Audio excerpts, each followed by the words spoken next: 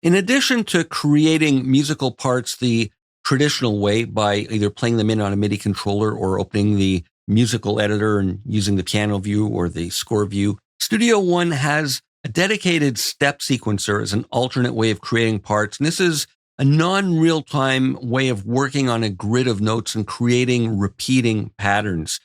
Now, there's two modes of operation in the Studio One step sequencer or pattern sequencer. One is for melodic and harmonic parts where it shows the notes on a grid, and the other is for drums, and it's got automatic instrument naming for Impact XT kits, and it's just laid out for more drum-oriented programming. Now, the idea with this pattern or step sequencer is that we enter notes by hand with a pencil tool, or we can use step record mode and enter them one note at a time on our MIDI controller. And patterns exist or can coexist on instrument tracks along with regular instrument parts. And there's two ways of creating them. One, we can convert an existing part into a pattern. So for example, I have this bass part. We've heard it throughout the other videos. So I can right click and go under instrument parts, and then I'm going to go convert part to pattern. Now you'll notice that it's been truncated, and that's because there's a maximum of 64 steps available in a pattern, and everything beyond that is truncated.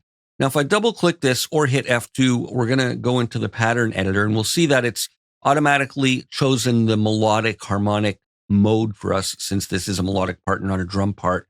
But we can switch between them with this icon. And there's the drum type of grid versus the melodic one. I'm going to hit F2 to close this. And the idea is that after you've done your pattern editing, you can either leave it as a pattern or you can convert it back to a part by right-clicking and going to that same menu and convert pattern part. And there's a regular part that we're used to working with. When I double-click, we'll see the piano view, etc. So I'm just going to delete that for now. And I want to look at the other way of working with patterns, and that's to create them from scratch. And we can do it two ways. We can go to the event menu and go to Insert Pattern, or we can use the shortcut Command-Shift-P or Control-Shift-P on Windows, and there it's created a one-bar pattern. Let me zoom a bit. We'll see it's 1 bar long, and I can double-click, and it'll take us in there. And again, we're in the melodic mode versus the drum mode, which is where we want to be. Now, let me zoom in here so we can really see things in more detail. Now, the first thing that we want to do is set the basic global parameters. We can set the number of steps, and it defaults to 16, but we can go up to 64. Maybe if I make it 32, for example, it'll be 32, but let's leave it at 16 for the moment. And then the resolution of how long each step is going to take. And I'm happy with 16th notes, but we can, of course, select any one of these resolutions. And we can add a swing value. Let's add a little bit, since our groove has that. And then we can set a gate time. So in this example, each note would be a 16th note long, but if we want them a bit shorter than that, we can set it based on a percentage or longer. So for now, I'm going to leave it at 100% so that each note is exactly a 16th note long, but that's a global parameter. Now, accents, we can create accented notes and set an offset for how much louder we want. 30% is the default, and that's fine. I'll make it 40, maybe just to change it and show another example. Now, before I start entering notes, I'm going to zoom. I want to see the grid nice and big, and I'm going to be working within a narrow range here. So I'm using Shift-E and Shift-W to zoom, and I can click here and hear the pitches. So that's where I want to start. So let's start with the first note.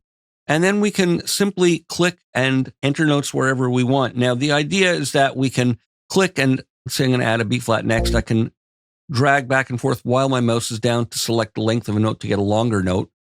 We'll do another one there. You can leave a space and go to a D. Oh, wrong one. I can click with the eraser tool and that'll erase a note. And let's try another D over there. And maybe an A over there, down to G. And a long G, and then maybe an F over there at the same time. So let's hear what that sounds like. Well, that's kind of an interesting pattern. Now, I didn't hit Command to create any accents as I was creating that part, but I can do it after the fact. I'm going to hold Command and maybe make those accented, and let's see what that's like. So interesting. Now, I can erase notes by just clicking on them. And while I click and erase a note, I can hold Shift and then just erase on multiple lanes like that. I'm going to hit Command Z to undo because I kind of like this first pattern. Now we can also alter the length after we've created the notes. If we didn't stretch it out as we were creating them, we can just hold down the Shift key and we get a kind of trim tool. And then I can shorten the length. So let's hear that. that's working nicely too. So that's a little pattern quick start just to get you up and running. I'm going to end off here and we'll continue exploring this in more detail in the next video.